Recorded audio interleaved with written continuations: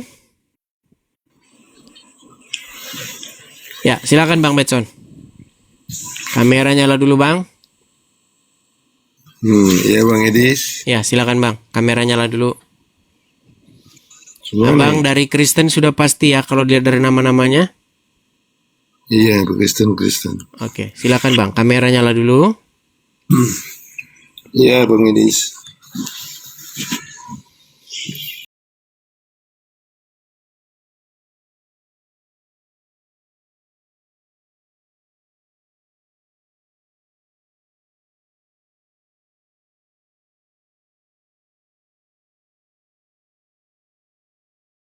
Baiklah. Mungkin Abang belajar dulu cara nyalakan kamera ya.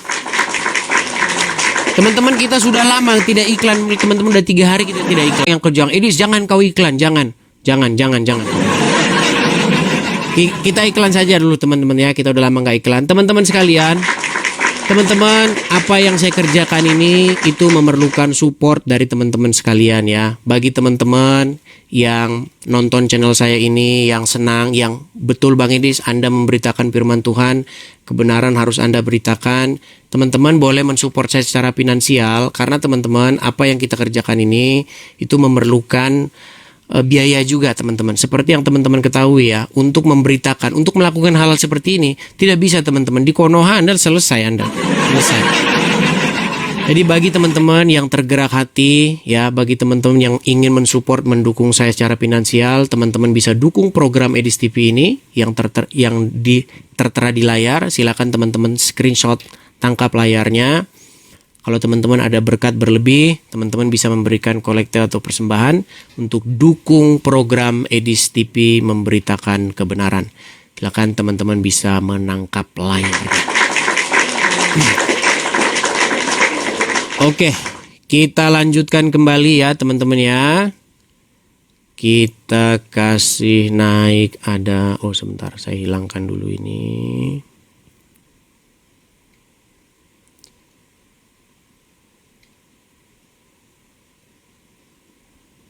Kalau begini, saya ini di lemari pakaian teman-teman biar kedap suara. Soalnya saya kalau siaran di bawah, waduh, makasih Bang JB, thank you Bang, thank you Bang JB, thank you. Kalau saya, iya teman-teman, saya mau info, kita lagi kedatangan tamu dari Indo. Dan teman-teman pasti udah pada tahu namanya. Dan mungkin teman-teman udah pada tahu karena dia udah post di medsosnya teman-teman. Saya lagi sama siapa? Coba di kolom komentar. Saya sedang bersama dengan siapa? Coba. Seorang dari Indo. Itu udah ada yang ngomong. Iya, dia nginep di sini. Dia. Betul. Nanti kita ngobrol-ngobrol ya, mungkin kita akan buat acara-acara. Dan teman-teman yang mau hadir, jadi mungkin nanti kita ada acara talk show di gereja kami. Bagi teman-teman yang mau datang, bagi teman-teman yang di Los Angeles, California, Southern California ya. Bagi teman-teman yang mau ikut datang acara talk show, kita akan adakan ngobrol-ngobrol bareng ya bersama dengan Permadi Arya. Nanti teman-teman bisa datang hari Sabtu besok ya, hari Sabtu besok. Jadi kalau teman-teman ada di daerah Ontario, Riverside, San Bernardino, Los Angeles bahkan bisa merapat ya teman-teman ya. Silakan nanti kalau teman-teman mungkin mau tahu, nanti teman-teman bisa lihat lah ininya, pamfletnya nanti bisa ini ya. Bisa lihat juga di ininya Bang Permadi. Nanti teman-teman bisa lihat kalau teman-teman mau ikutan ini. Kita ada acara talk show lah, ngobrol-ngobrol lah, santai-santai gitu ya. Oke, kita lanjutkan kembali. Kita kasih naik ada waduh, udah mulai kita dengan muslim saja ya, normal kembali ya. Oke lah, kita diskusi lah dengan muslim lagi. Udah capek kita teman-teman. Kita tunggu bom pun nggak datang. Silakan. Halo, Dis. Bang Ar, nyalakan kameramu Ar. Dis.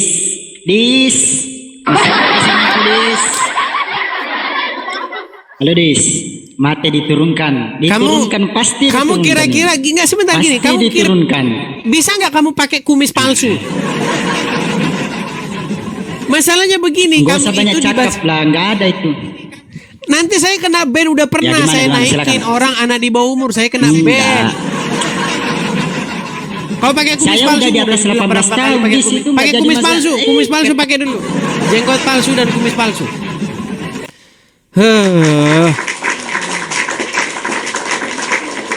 Kita kasih naik ada Rius. Rius sudah pernah kita naikin kemarin. GMF ini apa ini? GMF. Ya silakan GMF. Ya silakan GMF. Tunggu ya bang, Ya sebentar. silakan. Silakan Bang. Tunggu sebentar bang. GMF itu apa Bang? Itu nama saya bang. Sebentar ya bang. Kepanjangannya apa itu Bang? Sebentar, saya jelaskan. Saya buka kameranya dulu. Ya silakan Bang.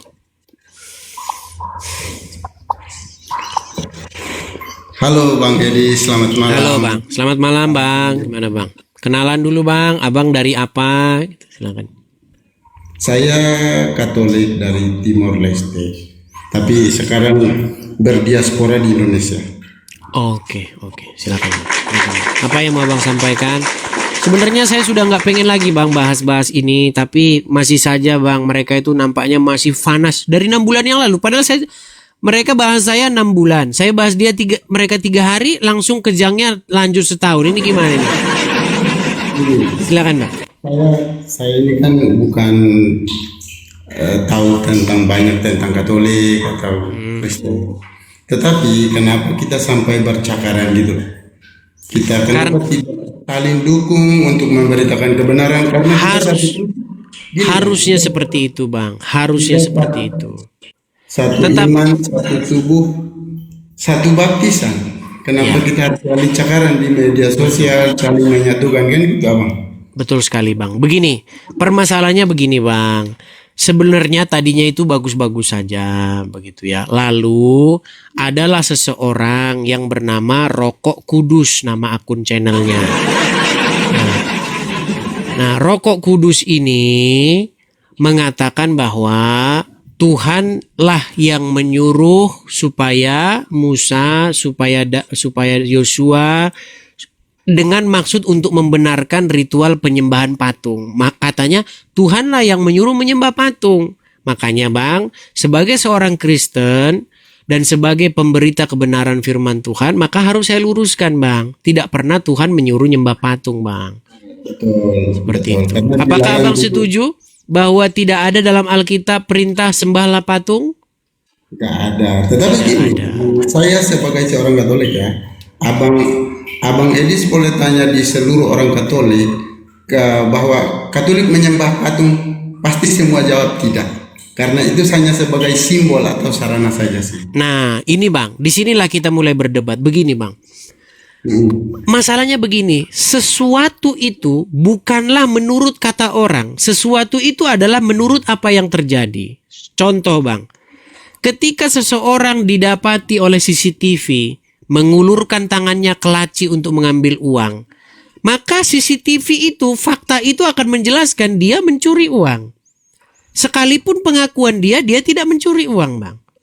Nah, kalau saya lihat Bang, banyak orang melakukan seperti ini. Tetapi saya bilang, saya jujur mengaku ya Bang, ya tidak semua Bang, tidak semua. Tapi banyak orang melakukan hal seperti ini. Nah, bukankah sebagai seorang Katolik yang sejati, seharusnya lah Abang memperingatkan jemaat supaya tidak melakukan hal seperti ini.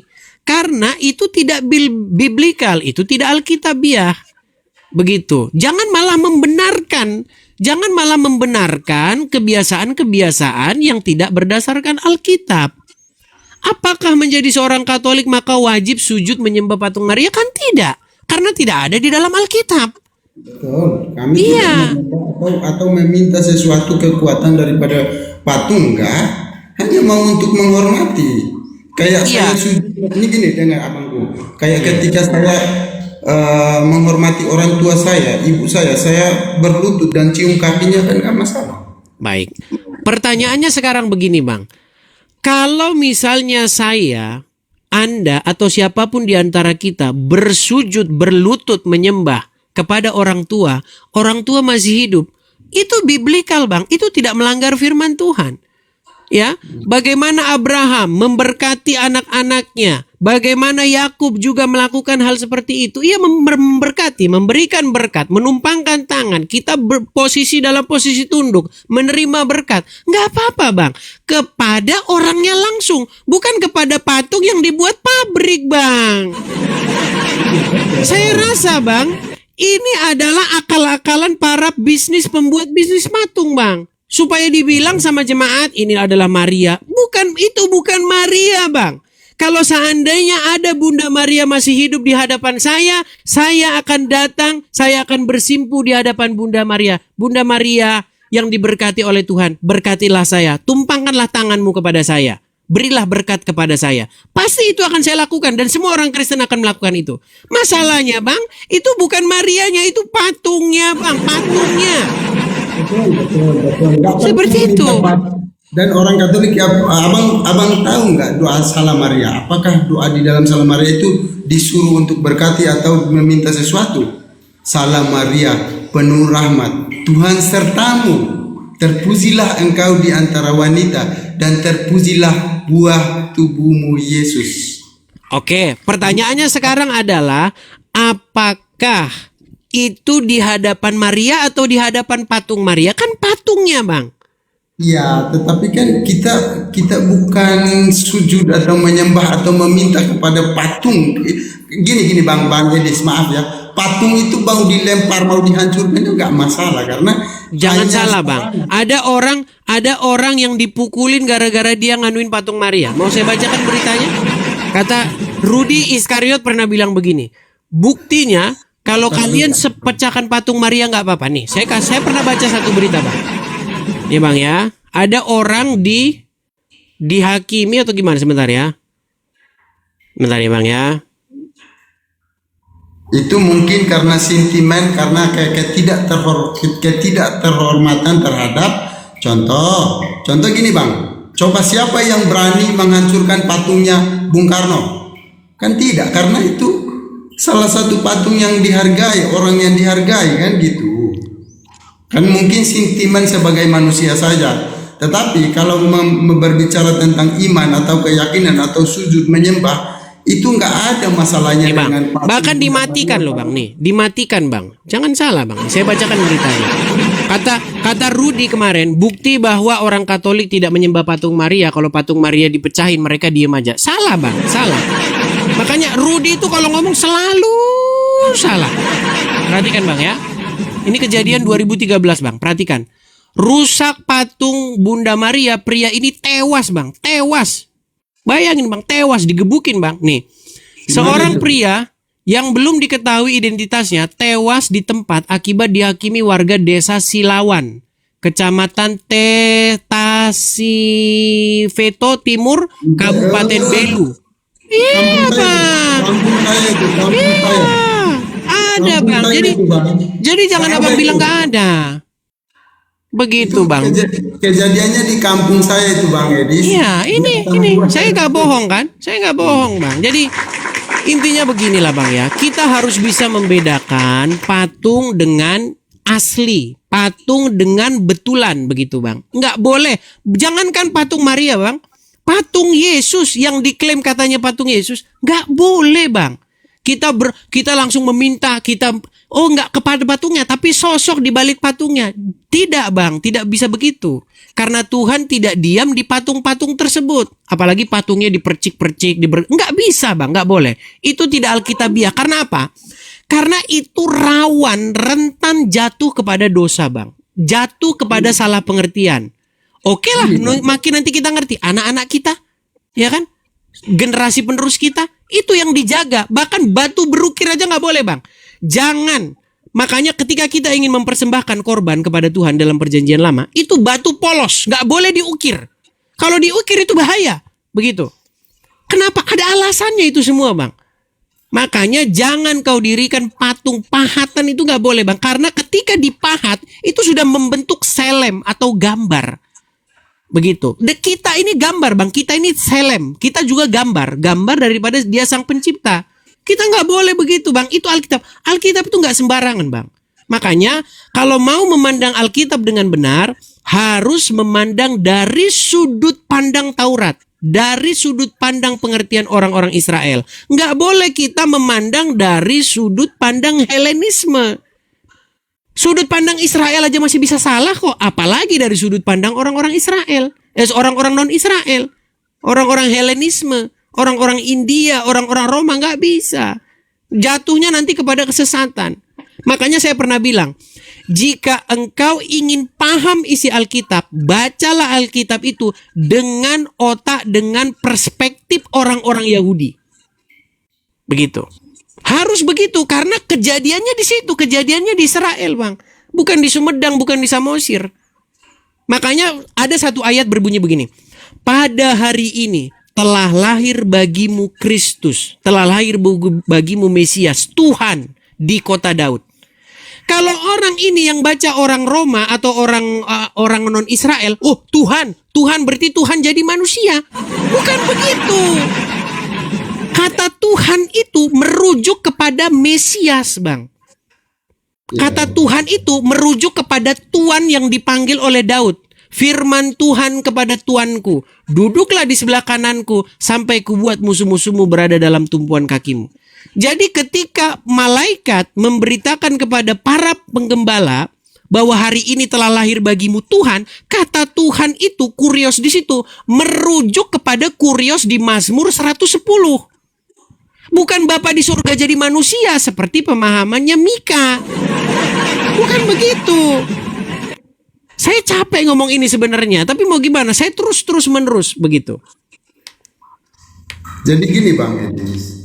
Kenapa ini kan perdebatannya kan karena Abang Edis mengeluarkan statement bahwa Yesus itu punya Tuhan dan Tuhan ada 3. Kata ini entah beritanya lengkap atau tidak. Saya lihat di beberapa TV orang entah potong-potong kata-katanya Bang Edis.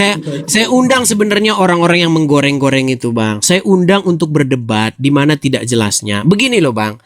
Kalau kita berdebat sama orang Kristen, kita nggak mungkin kayak begitu, Bang. Nggak mungkin. Betul. Kita ini lagi debat dengan orang-orang pendebat Muslim. Ya. Nah, mereka itu pengen tambah-tambahan, Bang. Mereka pengen 1 tambah 1 tambah 1 sama dengan berapa? Kalau misalnya, Bang, kita tidak mengikuti kemauan mereka, diskusinya itu jadi buntu. Betul. Nah, saya mengikuti kemauan mereka itu. Oke, 1 tambah 1 tambah 1 3. Oke. Lalu di mana ada problemnya? Karena itu akan saya permasalahkan dengan di dalam Al-Quran ada 1 tambah 1 juga. Yusuf memiliki 2 rob di situ. Betul. 1 yang Allah, 1 yang ini Al-Aziz. Bagaimana bisa ada 2 rob di situ? Nah, itu sebenarnya dengan maksud untuk menyadarkan bahwasanya kalaupun kalian mengatakan di situ ada 3 kurios, 3 tuan atau 3 Tuhan, nggak jadi soal. Karena apa? Karena Yesus adalah Tuhan atau tuan atau kurios yang datangnya dari Bapa di sorga. Roh Kudus juga tuan, juga Tuhan, juga kurios yang datangnya dari Bapa di sorga. Nah, yang dilarang di dalam Alkitab adalah jangan ada padamu Tuhan lain, jangan ada padamu otoritas lain selain daripada saya. Makanya saya katakan, apakah kita ketika kita menaklukkan diri kepada Yesus, maka kita menaklukkan diri kepada satu otoritas lain yang di luar Bapa di sorga? Tidak. Karena Yesus datang dari Bapa di sorga. Gitu, Bang. Tiganya punya otoritas yang sama. Makanya dalam Alkitab ketiganya itu satu. Tiganya jangan dibuang, Bang. Banyak orang Kristen nggak mau tiganya, maunya satu terus. Makanya Donditan dan kawan-kawan bilang, kamu ini makan gorengan 3 tapi ngakunya 1. Nggak, saya maklum kenapa mereka ngomong gitu.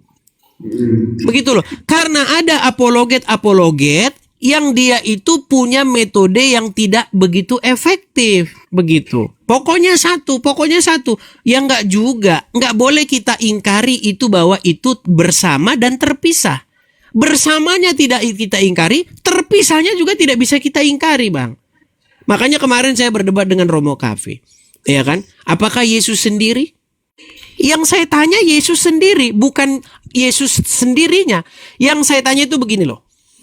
Apakah Yesus punya Tuhan? Tentu ketika saya berkata apakah Yesus punya Tuhan, tentu Yesus sendiri. Bukan Yesus bersama dengan Bapa punya Tuhan. Makanya diskusinya jadi nggak nyambung. Lalu dia bilang, kamu tidak percaya Yesus bersama Bapa? Loh, pertanyaan saya, ketika Yesus disalibkan, apakah Bapa ikut disalibkan? Coba saya tanya sama Abang. Tidak. Karena Tidak. Ya, Berarti Yesus sendiri atau bersama-sama dengan Bapa disalibkan? Yesus sendiri yang disalibkan kan tubuh Yesus, bukan. Nah, nanti dibilang sesat sama RK karena Yesus sendiri. Kan nggak nyambung gitu loh. Diskusinya jadi nggak nyambung dan tidak bermutu. Padahal bukan itu yang sedang dimaksud dalam perdiskusian. Makanya pentingnya menjadi netizen yang cerdas. Begitu loh. Jadilah netizen yang melihat secara utuh sesuatu yang terjadi. Begitu, Bang. Sama seperti saya bilang masalah poligami.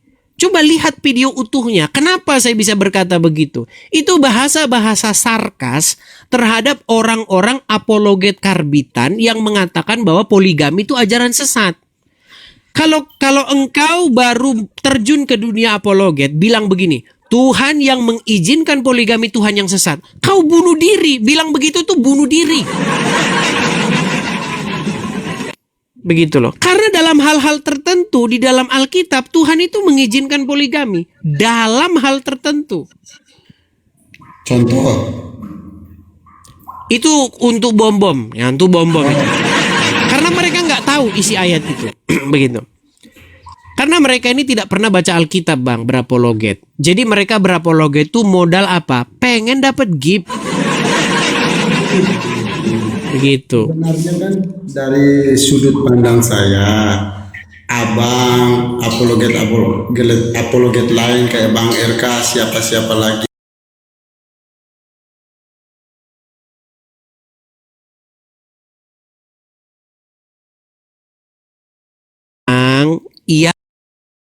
Yang dia itu nggak suka dengan cara saya. Nggak boleh, caranya harus gini.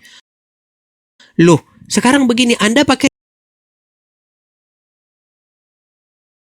cara begitu efektif nggak? Anda pakai begitu buka komal, buka room begini, ada nggak? Mana mungkin, Bang? Dia dengan menggunakan cara dia yang menurut dia efektif, ternyata malah yang nonton 90 orang. Sedangkan saya pakai cara yang berbeda dengan dia,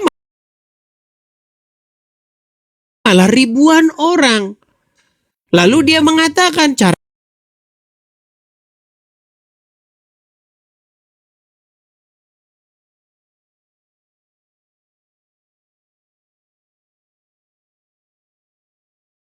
Itu mengakui Yesus itu adalah Tuhan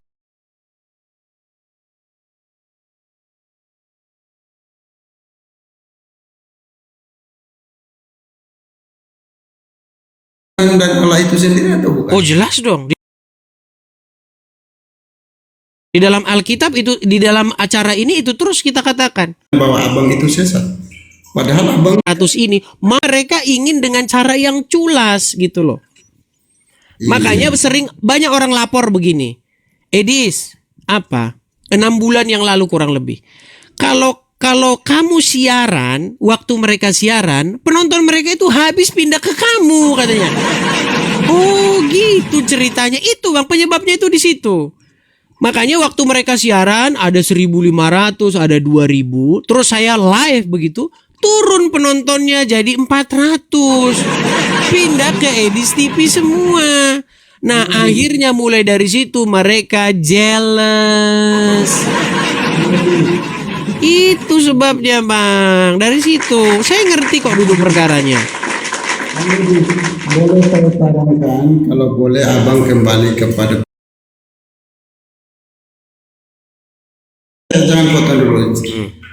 Tangkislah orang-orang yang menyerang keimanan kita, kayak tidak menerima Yesus disalibkan. Lawanlah mereka dengan cara Bang Edis, dan berhentilah melawan.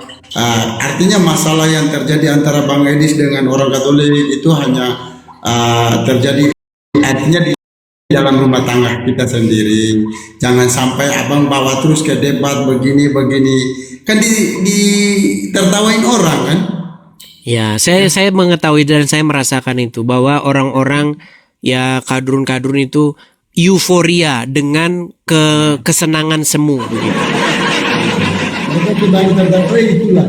Itu sudah Edis dengan RK sudah berantem, Edis dengan Yosef sudah, dengan Romo Cafe sudah berantem. Itu makanya pertanyaan saya, sementara Romo Cafe menjelaskan itu secara mengajarkan dengan cara yang sangat lain daripada sebelumnya. Saya lihat Bang Edis, saya nonton Bang Edis, dan Bang RK pakai cara yang berbeda lagi untuk menyampaikan kebenaran itu. Ya, tapi intinya begini kok Bang. Sebenarnya memang harus dipertemukan atau diatur jadwal begitu. Karena saya naik ke channel mereka ini kan channel kecil-kecil Bang, ya kan? Nah, kalau saya naik pakai channel saya yang besar, itu akan membuat apa? Membuat mereka senang.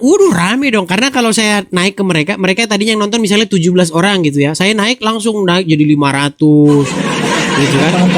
Iya. Si Romo itu Bang, di tempat Romo itu waktu itu 700 orang Bang. Yang nonton tuh 700. Saya naik langsung 7.000 orang. Setelah saya pikir-pikir, kayaknya saya masuk jebakan Batman ini. Masuk jebakan Batman. Karena begini Bang, saya melihat itu seperti tim sepak bola yang nothing tulus. Misalnya klub misalnya kecamatan Jatinegara, ya kan? Klub bola kecamatan Jatinegara menghadapi Manchester United. Oh ya kalah ya nggak apa-apa, wajar. Tapi itu akan membuat kecamatan Jatinegara jadi terkenal. Nah, banyak orang yang nyaran saya begitu Bang. Jangan kau naik ke channel mereka. Nanti channel mereka tambah besar, nggak usah. Nah, makanya memang kita harus bikinlah channel pals, channel bodong, channel untuk jadi Edis TV gitu Bang. Ini Bang Edis, kalau abang naik ke sana pakai akun abang itu nggak apa-apa, menyumbangkan kebaikan untuk sesama seiman kan nggak apa-apa. Iya, tapi nggak dikasih ngomong Bang. Saya baru ngomong sedikit langsung bisukan, takut Bang. Karena suara saya itu sangat menggetarkan dan sangat menggoncang panggung mereka Bang. Rontok semua iman mereka nanti. Jadi seolah-olah abang ya, nanti saya naik ke sana, saya akan kasih efek yang besar untuk akun mereka. Gak apa-apa kan nyumbangkan kebaikan sedikit demi kawan-kawan seiman kan nggak masalah. Baiklah, kapan-kapan lah saya pertimbangkan lagi Bang ya. Oke Bang, gitu aja ya. Kita kasih kesempatan pada yang lain dulu. Tetap semangat Bang Edis, tetap semangat mengabarkan kebenaran. Kalau bisa jangan lagi yang berantem antara kita kan kurang. Kayaknya kurang baik gitu loh Bang. Baik, terima kasih Bang ya. Saya turunkan Bang ya.